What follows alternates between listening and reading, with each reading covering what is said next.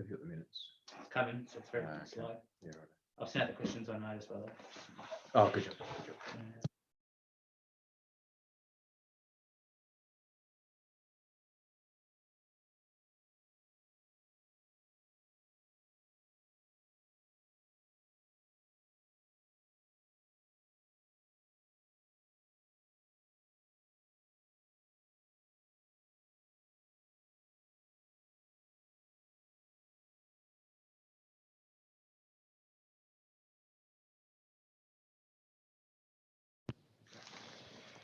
Good evening and welcome to tonight's meeting of Burnside Council. We acknowledge that the land that we meet on is the traditional land of the Kaurna people and that we respect their spiritual relationship with their country. We also acknowledge the Kaurna people as the custodians of the Adelaide region and that their cultural and heritage beliefs are still important to the Kaurna people today. We also pay respect to the cultural authority of Aboriginal people visiting and attending from other areas of South Australia and Australia. On behalf of the City of Burnside, I gratefully acknowledge and pay respect to those who have sacrificed their lives for this country and its people. We pray for understanding and guidance in our debate as we make decisions that will impact on the lives of all who reside, study, work in, or visit the City of Burnside. Grant us wisdom as we serve our community. Before we begin, I ask you to turn off your mobile phones or put them on silent and remind you to use your hand up symbol when you wish to speak. I welcome any ratepayers and residents who have joined the meeting as it is being live streamed and recorded, and the copies of our agenda are to be found on the council website. We have no apologies. Is there anyone who wishes to identify a conflict of interest? The answer being no, I'll move on to leave of absence. Sorry, we do have a... sorry, Councillor Piggott. I didn't see you.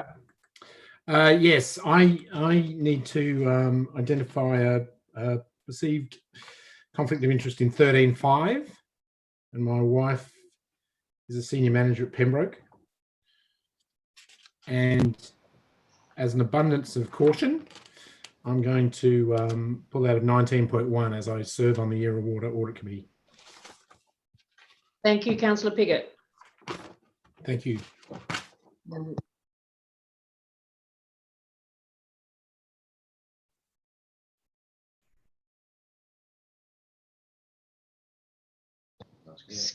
Councillor Piggott, in relation to your declaring it a perceived, are you intending to stay but not participate in the debate or leave? Just need to unmute yourself. Unmute yourself, please, Councillor Piggott. Sorry, I'm intending to leave. Thank you.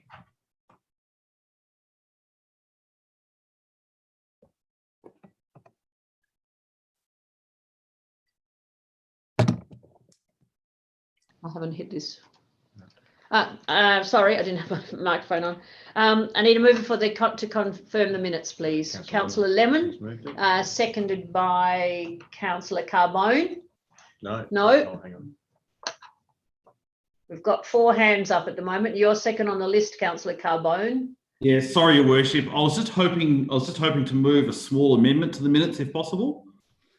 Yes, you tell us what it is. I don't have it in front of me, but for item 3.1 in those minutes, identified an interest in a matter, and I was just hoping to amend that to a perceived conflict of interest, if possible. And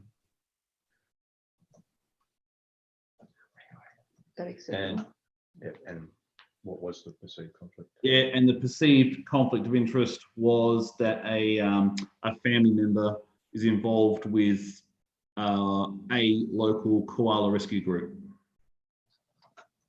During the meeting, I mentioned I had an interest, but I just wanted to expand on that. Okay, thank you. Are there any other issues? Otherwise, Councillor Davey, it appears that you wish to second those minutes. No, thanks. Okay, you don't want. Would you take your hand down then, please? Councillor Dawes is next then. Just need to unmute yourself, Councillor Dawes. Councillor Dawes, you just need to unmute yourself. All right. I just want to make a small alteration to the minutes about the staff members attending. I remember Councillor Hughes had asked that question because it only listed yourself, the CEO, as attending. Has that been changed to include Barry Cant and Martin? I don't know. I can't remember now who was there. Yeah, certainly. It's not normal practice, but certainly happy to add them. There's nothing wrong with us doing that. In that case, I'll second. All right, thank you, Councillor Dawes. All those in favour? Oh, sorry, is there a question? Wait a minute. But it wasn't declared at the time from Councillor Davis. Yeah, I mean, Councillor Carbone declared an interest, didn't declare a perceived conflict of interest pursuant to the Act. So I think it's difficult to go back in time. I mean, nothing's going to come of it, but I think we should be aware of when we're making these conflict of interest that they're correct. So he didn't declare a perceived conflict of interest at the time. Yeah. In my view, you can't go back and amend the minutes to change what you declared. Through Madam Mayor, that's correct, Councillor Davis. However, I'm happy to make a commentary in the minutes that after the fact clarification was provided, but the minutes, to be technically correct, will still state that an interest was declared on that evening. But happy to provide a comment that following clarification was provided. All right. Thank you. So another hand, Councillor Jones. Oh, sorry. So we've had a number of questions, so I have to put it to the vote again. So if you could just take your hand down. I can't. Sorry, and it's showing my hand's not up. Well, it isn't now, but it was. No, your hand is up again. There's something wrong with my Zoom then. All right, we get the idea. Let's put it. But I would second. I think we already had a seconder. Okay. We had a seconder in Councillor Dawes. So I shall just put the motion. All right, those in favour of receiving the minutes? Thank you. Carried. Now, I believe you can now see the number who voted in favour. Is that correct? No. Councillor Lemon, would you like to respond on behalf of the group since your name is still up there with your hand up? No, I put my hand up because I have a question. And my question is, the minutes that are on my Zoom right now are in ever so small. I don't know if anybody else has got the problem, but if they do, like it is the size of one of your photographs on the screen. So can Rob make them bigger, or do I need to do something? They're full screen on mine. So Councillor Hughes would like to say something. Councillor Hughes? Go up to the top to view options and then go Zoom ratio and go either 100% or fit to window or something that's bigger. Oh, thank you so much. Sorry. The other thing I wanted to say, just while I've got you, is today is National Sorry Day, and I'm sorry I didn't actually get a chance to tell you earlier when we were doing the Gunner acknowledgement. Yes, it is. I have put it on my website. It's also on the council website. Thank you. All right. Yes, we're good. We can move on to, and tomorrow begins National Reconciliation Week. Deputations, we don't have any. Petitions, neither. Public question time temporarily suspended. Questions on notice. Councillor Henschke, they've been sent out. Yeah, through Madam Mayor, please report they have been sent just prior to the meeting. You should have them all now. Or you should all have them now. Thank you. Item 10.1, the passing of former Councillor Graham Bills. Acknowledgement and condolences, Councillor Carbone.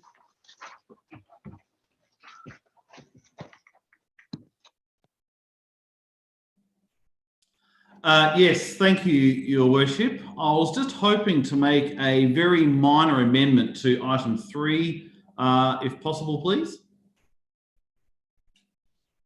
Certainly. With item 3, before the word arrange, could we insert the words subject to consultation with his family? And then the rest is all the same. Quite acceptable, thank you. Okay. Thank you, Your Worship. I won't speak much because I think this is all fairly straightforward. But over the last few weeks, obviously, we've been made aware of the passing of Graham Bills, and I'm pretty sure most of us either knew him directly or indirectly. And I've just been thinking about him over the last few weeks. And I suppose just a quick history lesson, I suppose, just to lead into this. So Councillor Bills was first elected in 2000, and I remember the 2000 election because it was a bit like the 2010 election that was centred around the Chelsea cinema.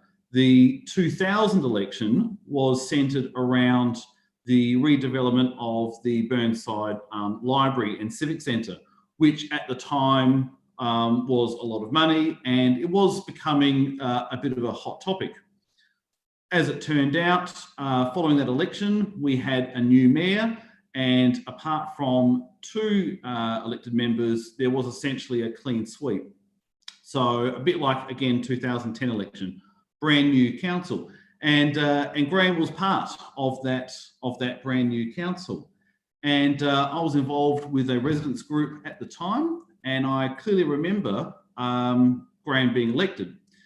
And he was known as the tall, deep-voiced, straight shooter, former police officer from the Norwood Police Station. So he certainly had he was certainly well known and came from a very respectable background. It soon became obvious that he had a very, very unwavering, deep passion for open space and trees. And the rumour goes, and again, it is just a rumour, I don't know if it's true or not, but I think it's a nice story anyway, that apparently Graham Bills had a little bit of a falling out with his superiors because they were removing some trees at the rear of the Norwood Police Station. So whether that's true or not, I think it's a nice story. But I think one thing that we can all say about Graham was he certainly provided myself and all those that knew him over his time on council with a lot of inspiration regarding what we choose to be passionate about. And the one thing that I think we were all impressed by was the fact that Graham kept at it when it came to open space and preserving our trees and preserving a tree canopy. And sometimes, even if he didn't have the support in chamber, he still went ahead. And I think that was probably a lesson that we should all take on board. And that is, we need to be true to ourselves and stick to our guns, whether the politics behind us, whether there's politics behind us or not, whether the chamber's behind us or not. So that was one thing that I was always very impressed by. He certainly had a trademark for his trees, and over the entire time, every single motion, every single meeting, every single election that came up, it was always the same and always very consistent, and it never wavered, and it never changed, even when the political mood may have changed as well. And that was one thing that I think we should all take note of. I suppose why we should do something. We have had a few former elected members pass in recent years. We had Barbara Crompton a few months ago, and we had Ruth Morley about a year ago. So there were 2 elected members that passed as well. I think what makes this one a little bit unique and different from other passings of late is, number one, there certainly was the length of service. I mean, 14 years, I think it was, is certainly a long time to contribute to public service. He did have some poor health earlier on, and he continued with his role in the community, and that's certainly to be admired. Even, I think it was around about 2014, he had some health issues, but he kept at it, even though it probably worked against him. And the final reason is that he certainly passed well before his time. He was not certainly an old man. He did not die of sort of elderly natural causes. This was well and truly before his time. So that's it. Thanks, Your Worship. I'm done anyway. Okay, thank you. Councillor Turnbull, you wish to second? I'd like to second the motion, please. Yes, and can I speak to it, please? Certainly. I'd like to join with the many who recognise and celebrate his valuable contributions that he's made to the city of Burnside, and particularly to his own ward, the Burnside ward. I first met Graham through a mutual friend in 2014, and he convinced me to run for council. We collaborated and he was re-elected, and I missed out by 1 vote. We then remained in contact and again supported each other for this election, last election in 2018.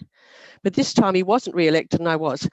His health issues were becoming apparent, but he stoically and courageously, I really admired the way he soldiered on. He even renovated a bathroom earlier this year.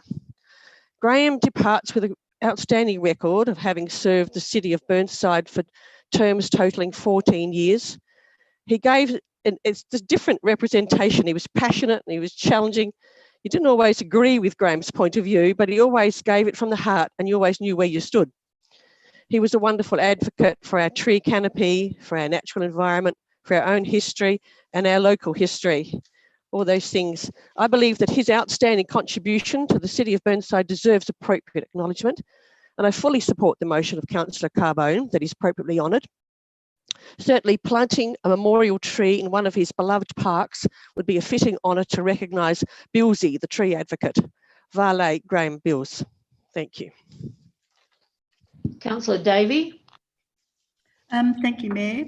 Yes, I'd like to pay tribute to Graham Bills on his sad passing. I served 3 terms on council with him, and he was dedicated to preservation of the local history as well as the heritage of Burnside. He was very passionate about its natural history and the environment, and he especially loved and respected our tree coverage, our native species in particular, and among these, our remnant Eucalyptus camaldudensis, the magnificent river red gums, which he fought so hard to protect. I believe a fitting memorial to Graham Bills would be a small copse of, say, 3 river red gums planted in his beloved Hazelwood Park or Michael Perry Reserve. Vale Graham, you have gone too soon. Thank you. Councillor Piggott. Oh, yeah, thank you. Yeah, look, I certainly support the things that have been said in regard to Graham, and I do support marking his service in one of our parks. I came across Graham for the first time in 2010 with that, as Julian referred to, the completely new council in 2010. Graham and I didn't always agree, it has to be said. We often found ourselves on different sides of the argument. I did think, though, that he underestimated perhaps my passion for trees. It certainly wasn't to the high level that Graham always maintained. But Graham was incredibly passionate. I felt it was worth perhaps noting he spent a lot of time on the development panel in his time, as I understand it, and he certainly spent quite a while on East Waste, which in fact I also did as well.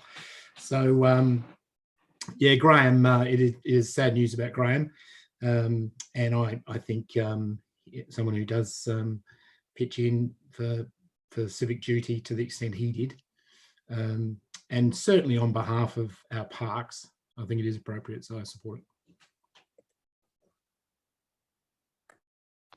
I can't see anyone else who wishes to speak, but I would like to just read you. Graham was buried on Friday last. He actually phoned me a week ago today, to say goodbye.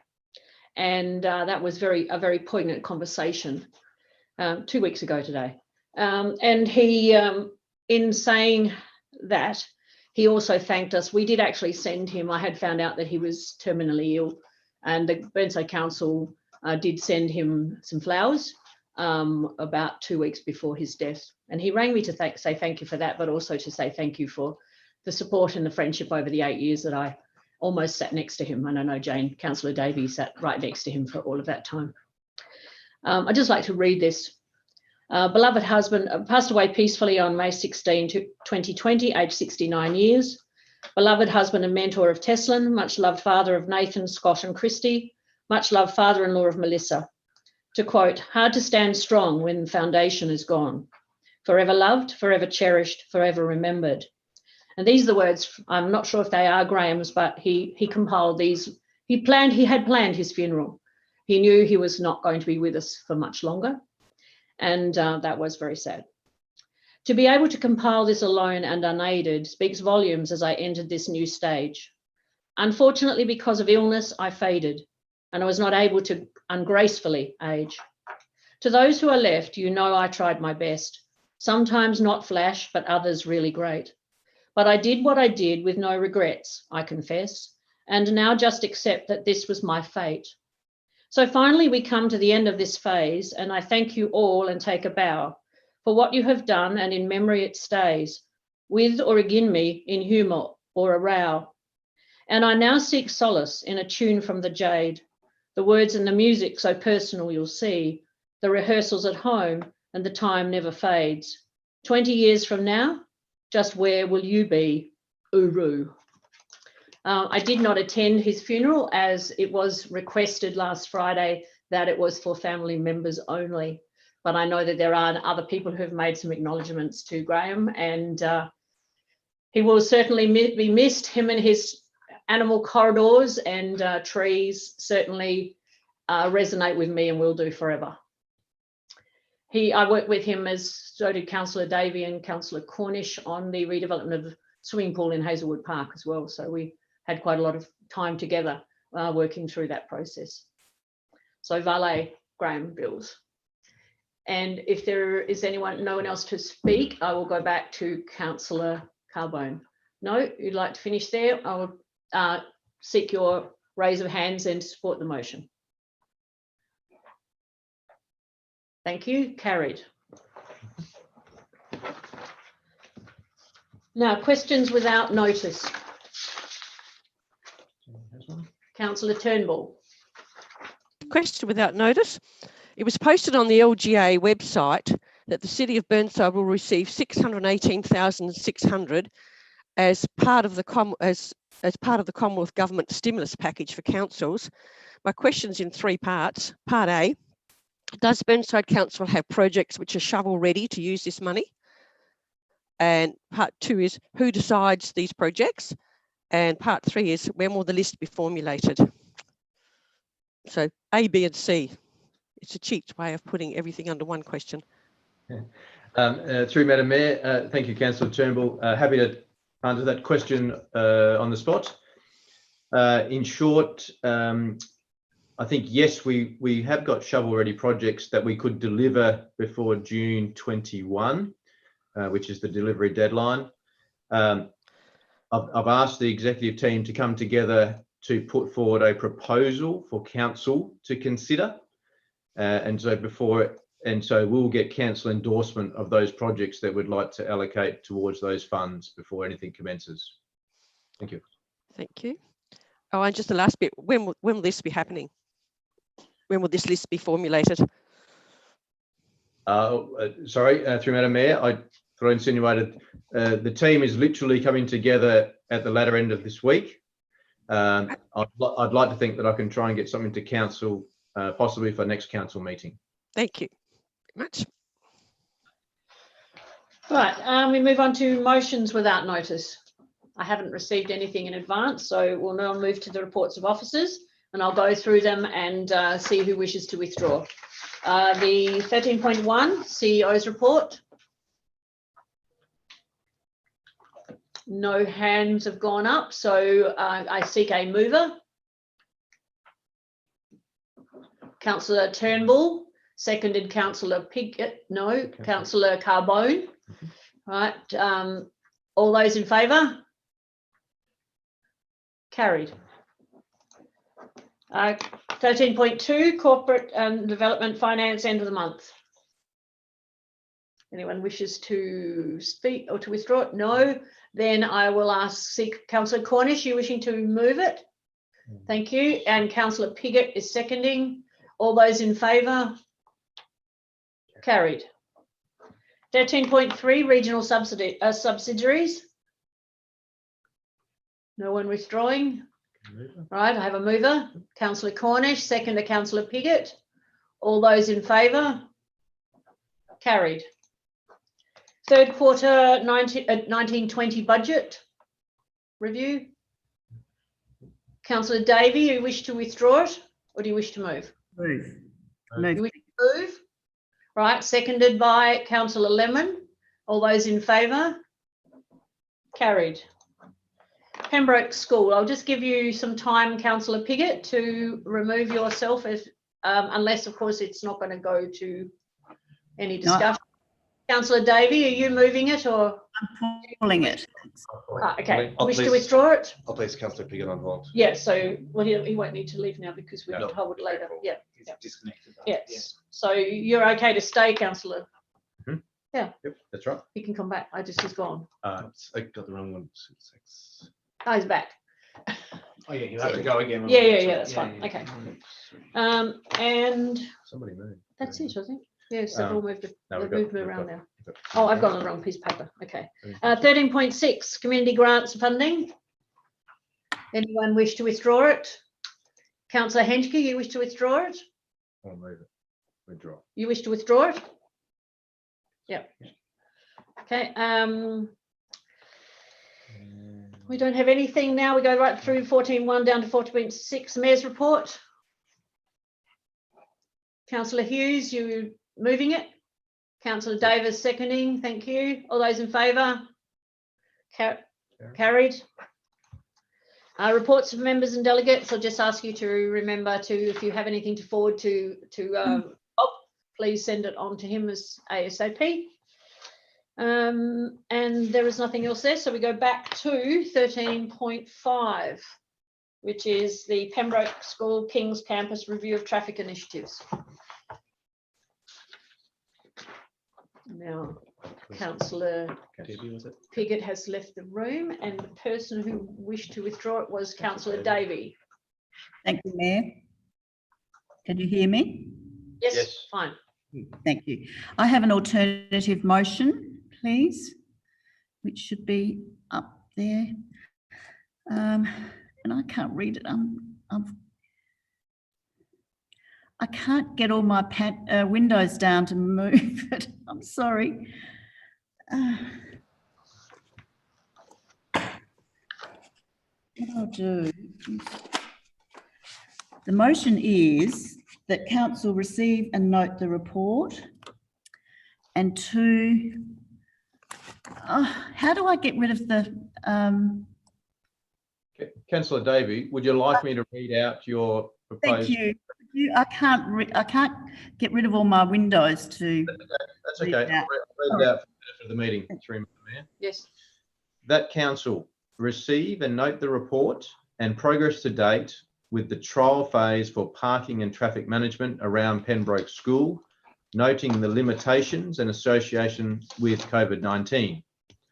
2, that council be provided with a report at the end of November 2020 after further post-COVID-19 monitoring, covering the changed conditions in Shipsters Road, Oval Terrace and Park Road West, a traffic assessment of this area, including traffic speeds and volumes, and the results of the consultation with all affected stakeholders.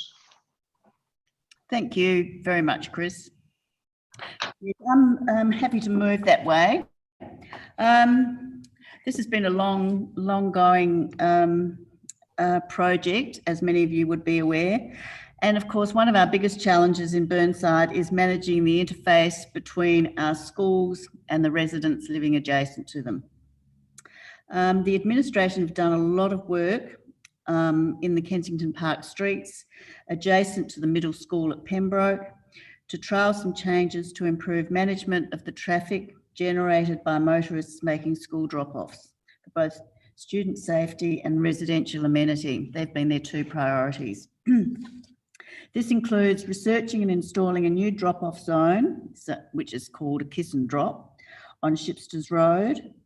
Another one on both sides of Park Road West, which is at the bottom of Oval Terrace, and a reduction in the time allowed for drivers to drive down Oval Terrace for drop-off at the middle school gate. There are also parking controls associated with these. Unfortunately, the completion of the works associated with the trial and its review in April has coincided with the significant disruption to school activity and therefore the drop in traffic volumes resulting from the COVID-19 lockdown over the last 10 weeks. So it is, I believe, too early to determine whether the changes have settled the traffic issues being experienced by the local residents, particularly in Oval Terrace. There are some early reports that the residents on May Terrace and those areas really love the traffic controls and the pedestrian safety on Park Road, and the Shipsters Road drop zone is appreciated, but they're just early comments from the residents. There are still some concerns in Oval Terrace. But also there hasn't been any opportunity for the affected resident cohort in Shipsters Road, Oval Terrace and Park Road in particular to be surveyed to ascertain if the trial has been successful. They haven't had their say about the changes. Pembroke School appears happy with the new arrangements. So I believe that additional time is required to monitor the new zones and how they operate, along with the traffic volumes generated as they return to normal after the pandemic restrictions. And also whether there are any other knock-on events or unintended consequences which a traffic assessment and monitoring and review will bring us. So I discussed it with the staff, and I thought if we allowed a few months for that and they report back to us in November, hopefully everyone will be happy and the whole area will have settled by then. So thank you for your concern. I hope you'll support this additional report. Goodbye, Councillor. Seconded by Councillor Hughes. You wish to speak?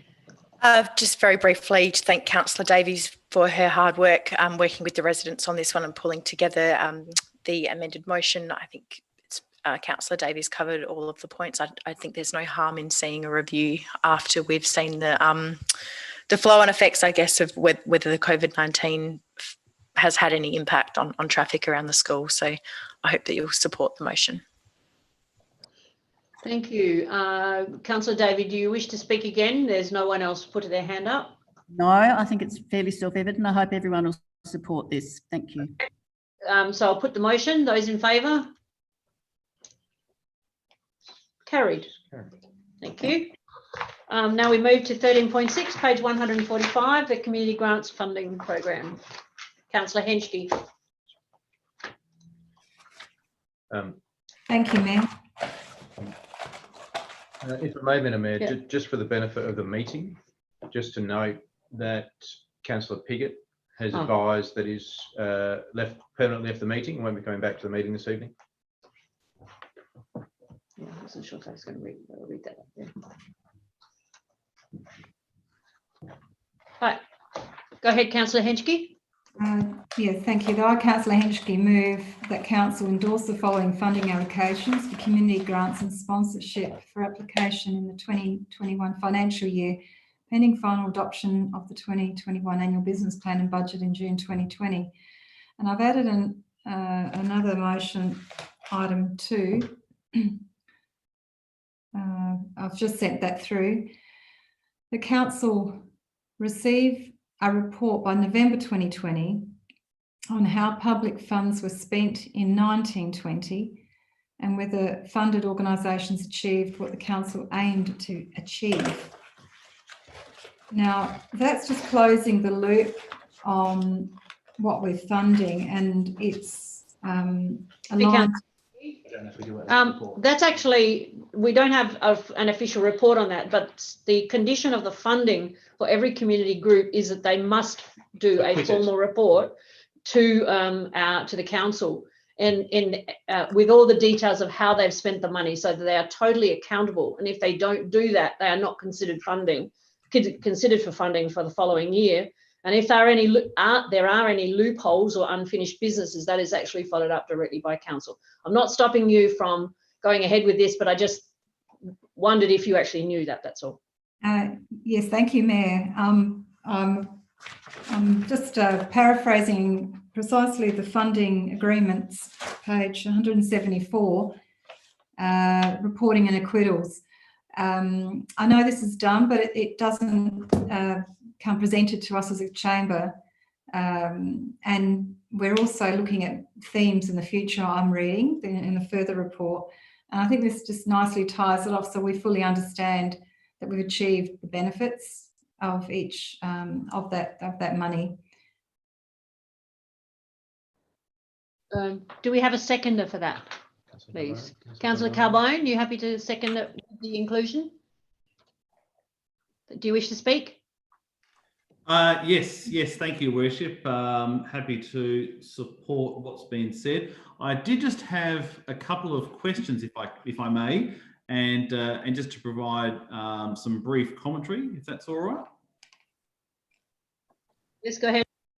So my first question is, so with the Glenunga Croquet Club, I know about 6 months ago they had concerns about their facilities, and I was advised that those concerns had been addressed, and wood rot and so forth.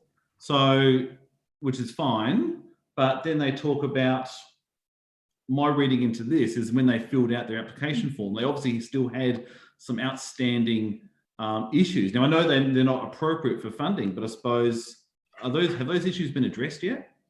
Can I just say it was actually only about carpet and repainting the inside of the office, and that doesn't come under our grant application conditions, but that will be, I'm sure they will handle that themselves. Okay. And with the Burnside Historical Society, so it says here that this position is supported by the society. So I'm assuming whatever they wanted to do, we will do, and they're happy with that. Is that my reading? I believe that. I believe that's the case. Yes, Councillor Carbone. Oh, good. Okay, all right. That's it for my questions. And I suppose just a couple of comments, if I may. And Barry knows we've spoken about this before, so this will be no surprise to him. But I suppose the only problem I have with these grants, and they're a good thing, right? But the only problem I have is I don't think the clubs do enough to acknowledge the council, because I know, and most of them are, the category 1, which is in the report, which is essentially they have to write a letter and provide a report and so forth, which is fine. But I still think that part of the future application forms should have a component in the application where they can specify what they could do. I know obviously we have minimum conditions and so forth, but I think there are a lot of groups that could do a lot more to promote the fact that they're getting assistance from the council, but because they don't have to, they probably don't. So that's all I'll say. I think we need to encourage them to acknowledge us more, and that in future application forms, if they have a newsletter, if they have a social media following, if they're having events, all those sorts of things, even though there might just be a category 1, they still might be able to do certain things that a category 3 applicant is required to do. So I just think that should be spelled out, because it might make the application more appealing in the future if they can do certain things above and beyond what other competing applicants are offering. And that's all I'll say. Councillor Davey. Thank you, Mayor. Yes, I don't support this amendment. As a member of the panel, I know how hard Farley Taylor and her team work to assess the applications and how hard they work to ensure that the applicants actually do use the funding within the 12 months, and they actually follow up and work with them all the time to ensure that this is, or constantly to ensure that this happens. So I don't really think we need a report. I mean, I would imagine by exception, with Farley being such a good administrator, that if there were any problems, we would be provided with them. But if this fails, I'll happily move in accordance with the officer's recommendation. I don't think it needs to be reported. Thanks. Councillor Turnbull. Yes, thank you, Mayor. I just have a quick question about what are capital works, because I note that the bowling club wanted to paint the exterior and that was knocked back because it was a capital work. Yet the croquet club has painting under theirs and that's okay. So if you could just define capital works very quickly for me, and what's the difference? The croquet club didn't get any money for painting. The rest of it was actually office and it says painting here. That was painting and painting, new carpet, computer, office chair, etc. But they've got the painting bit in, same as the bowling club. So you can paint one, but not the other. Sorry. No, there were not. Nobody got any money for painting. Okay, well, it's just that it's mentioned in there. Perhaps that could come out then. An error. I'm not. What page are you looking at, Councillor Turnbull? 150. 150. Oh yeah, that's. Sorry. If you look across on the right-hand side, it says not eligible, and the Beaumont and the Glenunga Croquet Club partially supported funded. Yes, that's why I'm asking. What is a capital work then? That painting, building, extension on a building, new roofing, anything that changes the structure of the building. And if you'd like to add anything more to that, CEO. All right, does that help you understand, Councillor Turnbull? We've had a number of those over the years, and they ask for capital, and sometimes we've been able to go back to them and say, we can't cover that, but there is, can we talk to you about other possibilities? And a number of clubs have actually gained funding for other opportunities, but in this case, this was all it was asked for, and they were not eligible. Okay, thank you. Councillor Lemon, you're next. Thank you. I just wanted to add a couple of things. One is that I will support this motion. I actually think, given that this report comes to council after we have agonised about who we're going to fund and weeded out those funding applications that aren't applicable, I think it's probably right and proper that the acquittal comes back to council as well, given that it closes the loop very nicely for me. So I thank you, Councillor Henschke, for this motion. I think we do give money out, and some of it's quite substantial. We're giving $10,000 to an art bus.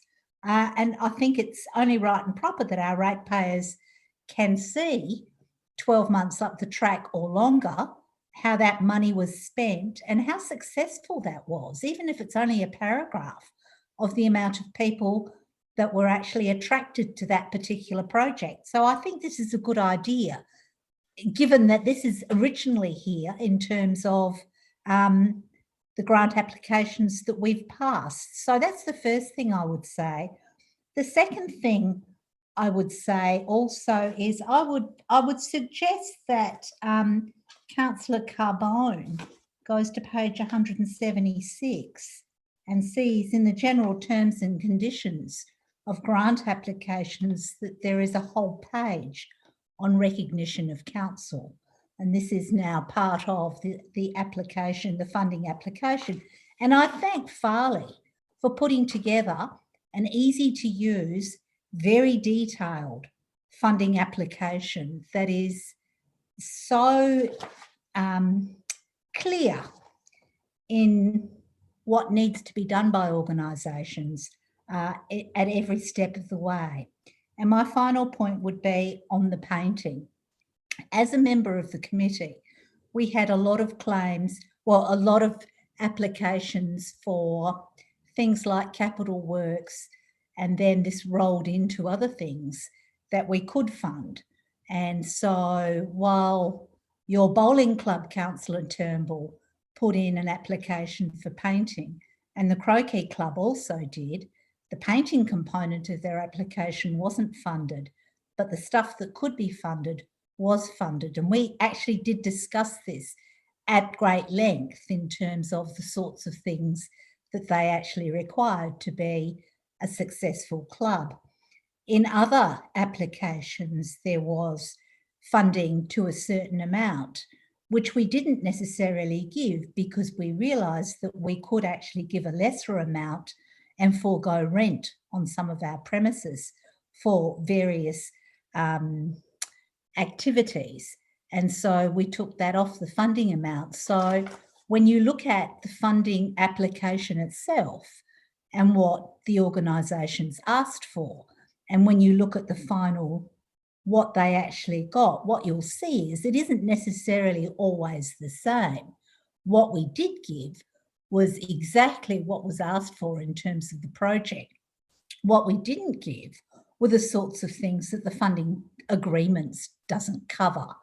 But we actually looked at every single application very seriously, looked at it at length and in depth, and discussed its benefits to the Burnside community. So I think we've come up with a really good list. And I think that some of it is well, I'm pretty excited with some of the stuff we've funded. And I think having it come back to council, and it may not be within 12 months exactly, we've got to give these voluntary organisations a bit of leeway to pull a report together for us. 1 minute to go. Thank you. But I think, yes, let's have the accounting and close that loop. I think it's a really good idea, and I thank you. Thank you, Councillor Lemon. And you're right about the fact that some of the clubs can't get their reconciliations in within that time frame, because as you remember from that meeting, there were some that were still trying to reconcile from the previous year, but Farley was certainly on their case in terms of making sure that they were accountable to the council. So thank you for those comments. Councillor Davis. Do we know the answer to number 2? I mean, it's a question. How many of these organisations didn't achieve what council aimed to achieve or what they were approved for?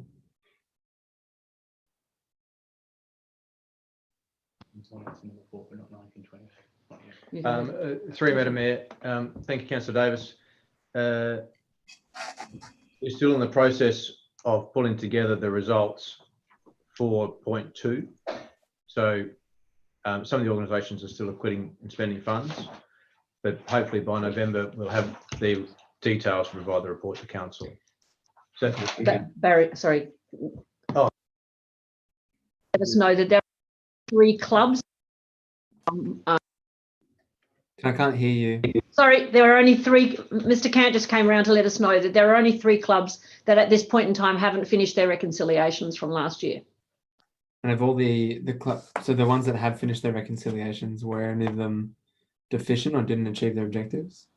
I'm not aware of them not achieving, but we would not be giving them another grant or even considering their grants for this year unless they had fulfilled their grant application conditions from the previous year. Go ahead. Through Madam Mayor, Mr. Cant, are you able to provide us any insight into Councillor Davis's question? Can we circumvent the report and just hear now that the clubs complied or not? Okay. Well.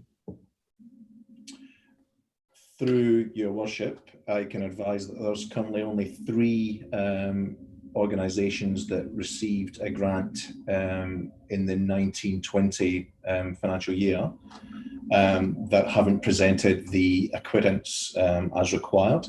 However, they are all working with our Community Connection staff to ensure that that is received in time. And we are comfortable with all of the other acquittals that were provided from all of the other clubs. Okay, so there's been no organisation that hasn't achieved what it's done. So that at the moment, the report in November will be all clubs achieve what they set out to do. save for these three that come in.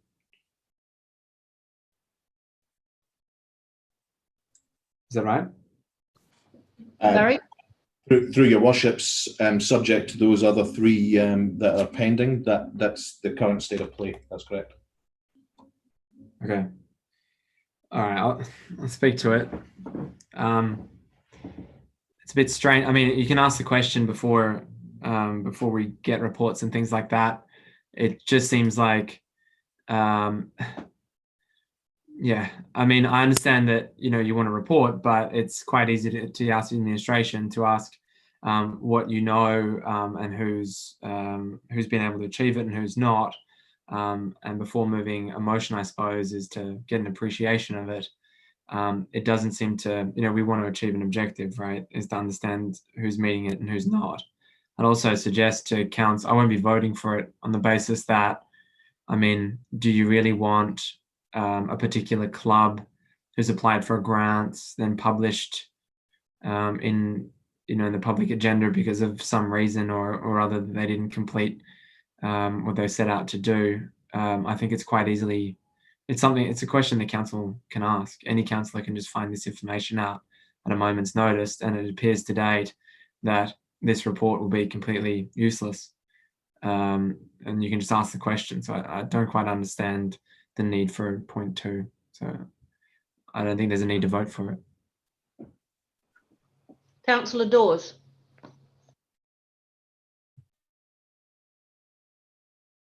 Councillor Dawes, you need to unmute. Can you hear me now? Yeah. Thank you, Mayor. I did enjoy the discussions of the review panel, and I did like what Councillor Lemon said. It closes the loop nicely. And I'm actually really referring to a report in November 2021, because of those that are before you tonight, there are a number of new projects. And I'll be interested to see how they actually get on. And I'm not too sure what happened in 1920, but I don't have a problem in receiving a report in November 2020 about the grants given last year, even if it's to satisfy ourselves that we have been giving residents funds appropriately to a number of different organisations. So I'd be interested to see this report in 2020. It doesn't refer to these 20 or so projects we've got tonight, but it does give us an understanding, perhaps for the following year, would we still need another report? I did hear what Councillor Davis said, is it necessary or not? When we are spending resident funds, I do think we need to have a report back, even if it's to say every application that we received spent their funds in accordance with their submission, and they achieved the objectives that they sought out to achieve. So I'll be supporting it, but I also will be saying that next year, I wouldn't mind seeing a report in November 2021 on what we have or what we're about to agree to tonight. Thank you. Councillor Hubel. Thank you, Worship. Just questions, and I'm going back to what Councillor Turnbull brought up in terms of capital works. I was going to ask exactly the same thing, but it's just a bit more of a clarification I was after. I've just picked 3 examples of funding where capital is involved. I mean, I look at the Probus clubs, the women's and the combines, who have got approval for new capital. I've looked at the Toorak Bowling Club, who has been provided funding to replace existing capital. And we've got the Beaumont Bowling Club, who have been knocked back for maintaining present capital. Is that a fair summary of 3 categories? Am I reading those 3 right in terms of the decision made on those? Through Madam Mayor, Councillor Hubel, I think you might be reading them incorrectly. If I'm just going to run down, so the combined Probus Club of Burnside was one of the examples. Yeah. So the items there aren't capital items. The Ladies Probus Club, the Hearing Loop is not a capital item. And what was the third one you mentioned? Was the Toorak, the scoreboards at the Toorak Bowling Club. They're not installed permanently. And they're not permanently installed scoreboards, so therefore not classed as capital. Right, so I potentially need to revisit my Year 12 economics textbooks. Look, I guess I'll speak to it now. I think what jumped out at me, and look, I have absolute faith in the panel, and I think the decisions made, I support, and I will be supporting this motion. But I think just a bit of a commentary on, you know, I think we want to look at it as preferable that we help and support maintenance as well as acquisitions. Look, I don't know if the community grants is the best place for that to be, but it did seem to me that what the Beaumont Bowling Club was trying to do is almost identical to what the Toorak Bowling Club was trying to do. And look, given the precise nature of how we define capital, potentially has gotten in the way of the facilities of these clubs being maintained to the level they need to be or they'd like to be. So I just wonder whether that's just a bit of a loophole or oversight that might be looked at in some way. Not necessarily something I need addressed tonight, but that's just the way I'm viewing it. Through you, Madam Mayor, I might just ask Mr. Cant whether he can provide us with some insight into to providing clarity around that, the capital conversation. Yeah, absolutely. Through your worship, Councillor Hubel, it's a fair question, and it's something that arises each year that we certainly look into. There are certain obligations within the lease documents that these clubs are under about who is responsible for which elements of facility maintenance, particularly when they're using council facilities. However, in the past, when matters like this have arisen and they're not eligible for funding through the community grant programme, our facilities team actually makes contact with each of the clubs to see if we can assist through our annual community building fund, which is part of the asset management plans of council and programme. And if we can programme it suitable work through that manner and we can assist, then we certainly do that and have done in the past. Thanks for those. I'll just add to that a little bit. The council staff have always been very, very good dealing with clubs and groups. I remember about 3 years ago, Hope's Cafe, the church at in Beulah Park, applied for painting and construction work, and we went back to them. The committee went back to them and said, no, we can't do that because it's capital funding. How else might we help you? And they wanted furniture, chairs and tables for their Hope's Cafe. And they came back and reapplied with their grant, and they actually got the funds to put in the furniture in the building. So there's a fine line, but it is actually quite clear. And certainly when we have discussions in the committee, we do discuss that and make sure that we're complying with the council regulations in relation to definitions of what is capital and what is not. So my suggestion, and I'm sure this will go back to the bowling club as well, that if they wish to reapply next time round, then they need to consider things that are not capital works.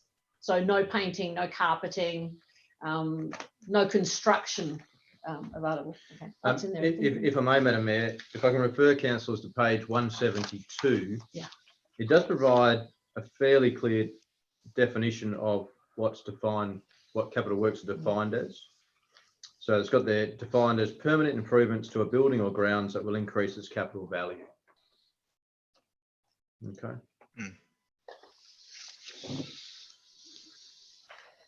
Okay, try it again. Councillor Davey, you wish to speak? Thank you. Just a brief question. We've in the past had a little soiree, a sort of cocktail drinks or something with the community grants recipients, which has always been lovely to be able to talk to them, meet them, find out what they're doing in our community. And are we having one of those this year for our I noticed there was mention of post-COVID considerations. Are we likely to have a little ceremony or gathering? Through Madam Mayor. Yeah. Councillor Davey, in my mind, I'd love to do something like that, but I might just refer to Mr. Cant whether he's got any thoughts on that one.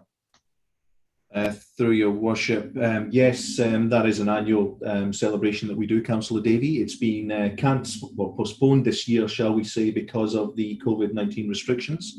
However, it's something the team are looking at and potentially doing one towards the end of the calendar year, if possible. Thank you. Right. Sorry. Councillor Davis, do you wish to ask a question? Yeah, I'm a little bit confused, I suppose. Like, I agree with Councillor Hubel in terms of the capital stuff for the, say, the Probus, but the Probus, where is it? Ladies Probus Club of Burnside, that's on page 152, asked for 1,500 but got 2,000. They're the only entity that got more than they asked for. And I also note on page 172 that we won't be funding things which are also offered elsewhere in the city of Burnside and not aligned with our strategic plan. I note that there's like an additional $500 to provide a Christmas party function. Is it the case that people should be applying for Christmas? I don't understand how that fits in with our strategic objectives and the criteria for a Christmas party. When we have carols in the park and there are other Christmas parties and it's mainly an internal thing, whereas the others seem to be, they're running workshops or the pottery classes or, something like that.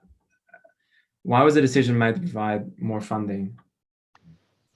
Through Madam Mayor, if I could ask Mr. Cant to provide us with insight into that one.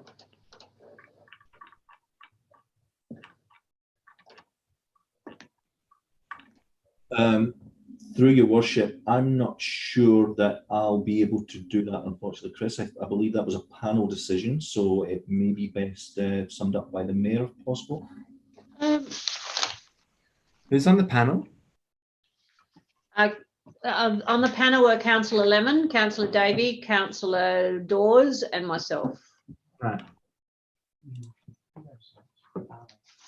I can't remember that particular item. I mean, I do remember the hearing loop for the ladies Probus. This Probus Club members are all in their 70s, 80s or older, and they meet in the Gartrell Uniting Church Hall. It is not a very good space for good sound. No, I'm talking about the Christmas party.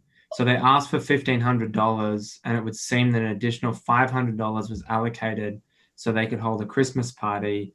And my question is, how does that align with the strategic objectives on page 172? I do remember when we discussed this at the time, and Councillor Dawes and Councillor Lemon might like to add any additional information. But I know that we did discuss the issue of it being a very, very particular opportunity for these elderly women to get together and have a Christmas party supported by the community.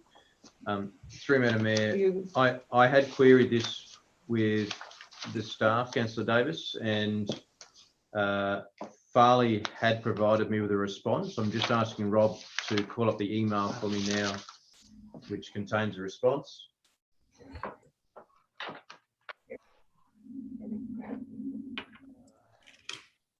I'll just read the response for the benefit of the Chamber, Madam Mayor. The Ladies Probus Club has sought funding for their Christmas show for the past 6 years. However, Council implemented a guideline which asks groups to expand their submission ideas every 2 years. However, this year the panel, realising the Probus Club changed their submission as requested, still wanted to grant them $500 towards their Christmas show. This was a unanimous panel decision. I did provide guidance, however, the panel made the final decision. Okay, this doesn't seem in line with the criteria.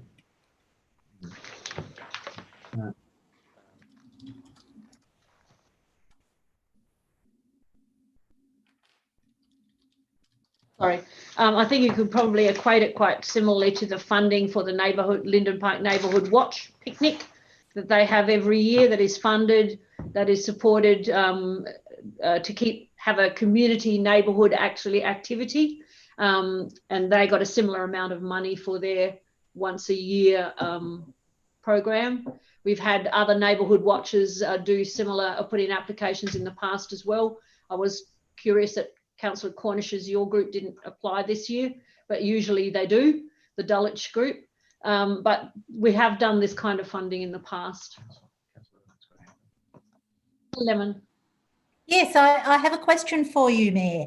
And my question is, do you recall that this Ladies Progress Club, very elderly group of people, asked for a hearing loop so that they could actually bring their particular speaking in public to the elderly women that are often somewhat deaf? And we considered that when we were looking at that, we considered that was a very innovative thing because it expanded their program to people that had impaired hearing, often due to age. And we thought that they were very innovative, taking forward our suggestion in our application that we would welcome different sorts of funding applications from organisations. And in our discussion, do you recall, in our discussion, we saw that what they were doing was very, very good in terms of broadening their base and the sorts of work they do within their community. And we also noted that invariably they look for funding for that extended Christmas party in their community, but being frugal. They were frugal in their application. And we felt at that time, you might recall, that it would be magnanimous of Burnside to actually give them the capacity to assist people with limited hearing, as well as being able to have their Christmas party, which we funded for the last 6 years. Do you recall that? I certainly do. That's why I was hoping you would remind us of the fact, because I remember you spoke very strongly in favour of them having the Christmas party as well as the hearing loop, and for those reasons that you've just stated for all to hear. Thank you.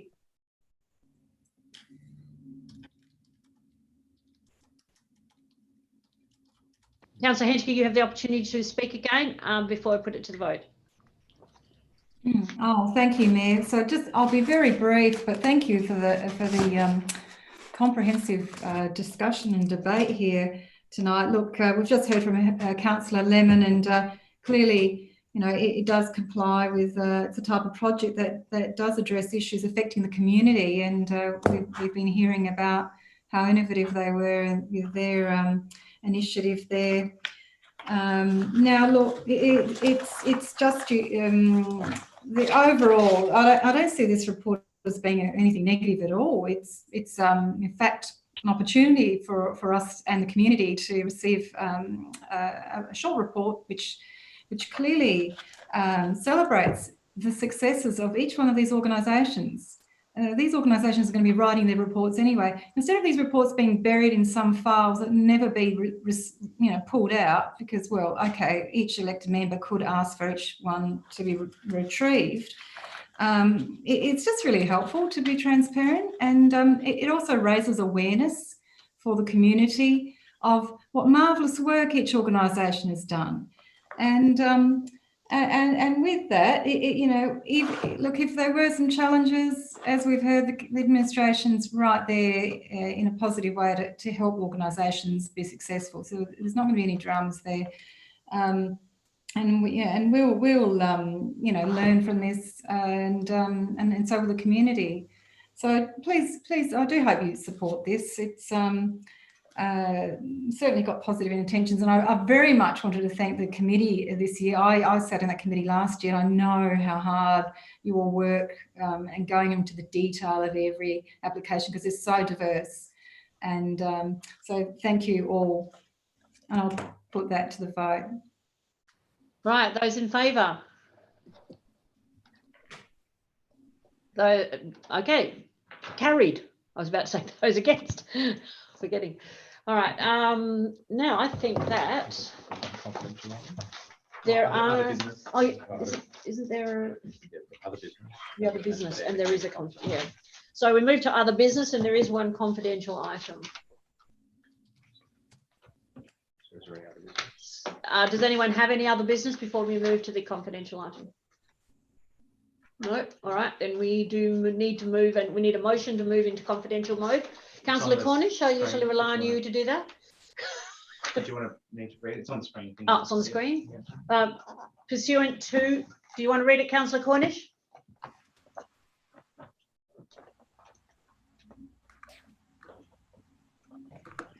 Am I muted?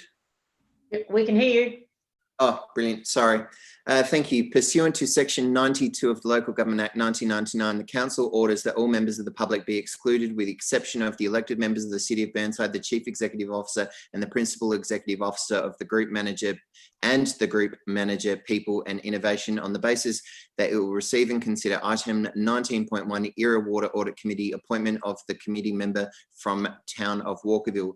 The Council is satisfied that pursuant to Section 93A of the Act, that the information to be received, discussed or considered in relation to this agenda item is information that would be involved in the unreasonable disclosure of information concerning the personal affairs of any person living or dead. The information concerns the expressions of interest and recruitment and selection process information of persons who have applied for positions on the committee, and it would be inappropriate to release such information prior to appointments being finalised with agreement reached by all constituent councils. Further, the principle that the meeting should be conducted in a place open to the public has been outweighed in the circumstances because of the public interest in maintaining the confidentiality of the personal affairs of these persons. I so move. All right. Seconded by Councillor Henschke.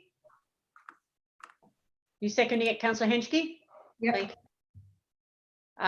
Councillor Davis, you wish to speak? I'm just doing a move in the camera. So Do we have to vote on this first?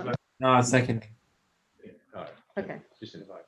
Yeah. So we just need to vote to go into confidence. Those in favour? Yeah, thank you. Carried.